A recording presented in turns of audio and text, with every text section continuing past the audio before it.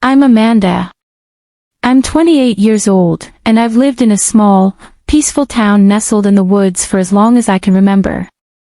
It's the kind of place where everyone knows each other, and life moves at a slower pace. My family's been here for generations. My parents own a little cafe, and I've always loved the quiet rhythm of life here. The town's got its quirks, sure, but it's home. Growing up, I used to roam the woods with my brother and our friends. The forest was a place of adventure for us. We'd build forts, play hide and seek, and get lost just to test our sense of direction. But one single night, everything changed. And now, I can't stop wondering, who was in the forest that night? It happened on an ordinary evening in October. The leaves had turned amber and gold, and the air had that crisp bite to it that signaled fall had arrived. I had just finished my shift at the cafe and was heading home when I decided to take the long way through the woods, like I always did. It's a peaceful route, no cars, just the soft rustling of the leaves underfoot. But that evening, something felt different. As I walked along the narrow trail, I noticed something strange. There was a figure, no, not just a figure, but a shape moving between the trees. It wasn't big, but it wasn't small either. It was tall, perhaps too tall for a person, and it moved with a kind of fluidity that made my skin crawl. I stopped in my tracks, heart pounding. Maybe it was a deer, or perhaps I was just imagining things. But no, there was something off about it. It was like it was watching me, like it knew I was there. My breath caught in my throat, and before I could think, I started walking faster, my steps quickening as I tried to shake the feeling of being followed. I made it home that night, but I couldn't shake the unease.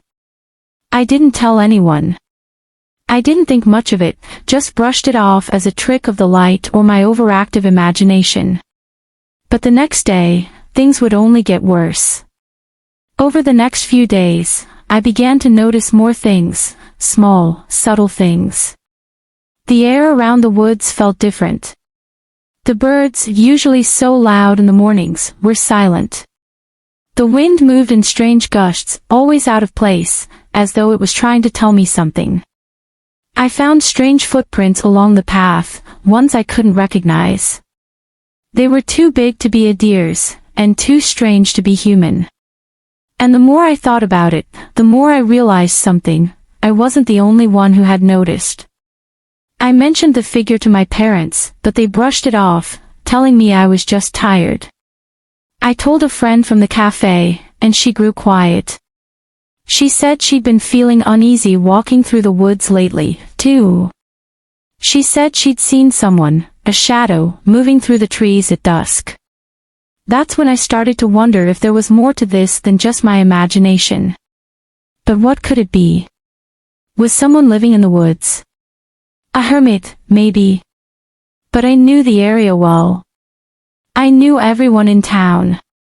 There were no newcomers in the woods. So, what was going on? And then, one evening, as the sun dipped below the horizon and the sky darkened with the promise of rain, the answer would come.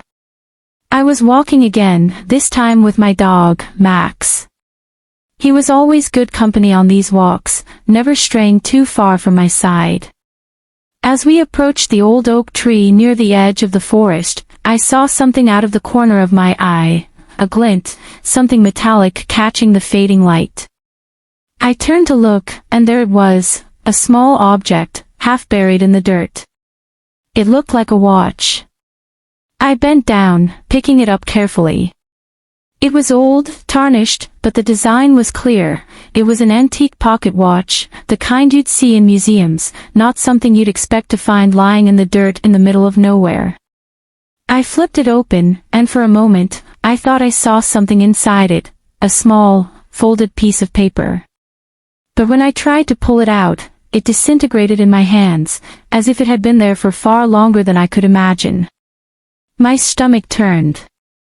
Something was wrong. Someone was hiding something, and it wasn't just a watch. I decided to retrace my steps, walking back toward the path. But when I looked up, I froze. There, standing in the distance between the trees, was the same figure. This time, I could see it more clearly, though it still didn't look like a person. It was taller than anyone I knew, its shape almost translucent, as if it wasn't quite there. It didn't move, it just stood, watching. Max growled low in his throat, his hackles raised, and I knew that whatever it wasn't something I should be facing alone. I turned and ran, my heart pounding in my chest, Max barking furiously at my side. I didn't tell anyone about that second encounter. How could I? They'd think I was crazy. But the fear, it lingered in my bones, cold and heavy. I felt like I was being watched every second of the day. Even in my own home, I couldn't shake the feeling that something was wrong. Something was in the forest, and it wasn't leaving. I couldn't sleep. I couldn't focus. The thought of going back to the woods made me sick, but I also felt like I had to know. What was out there? Why had it been watching me? The nights grew longer, and every time I closed my eyes, I saw the figure, tall, shadowy, and still. What did it want? Why was it haunting me? I wasn't sure anymore if it was real or if I had completely lost my mind. I started to notice changes in the people around me. My friend from the cafe, the one who had mentioned seeing the shadow, had started avoiding me. She seemed distant, almost afraid. My parents noticed I wasn't sleeping, but they didn't know how to help. They didn't believe me. And then, one night, my brother, who had moved to the city years ago, called. I hadn't told him anything about the figure in the woods. But he told me that he'd heard the rumors. People were talking about strange things happening in the forest. People were seeing things that didn't make sense. The town was changing, and I wasn't sure if it was just my imagination or if something was happening in the woods that none of us could explain. That night, I went back to the forest. I had to know the truth, even if it meant confronting whatever was out there.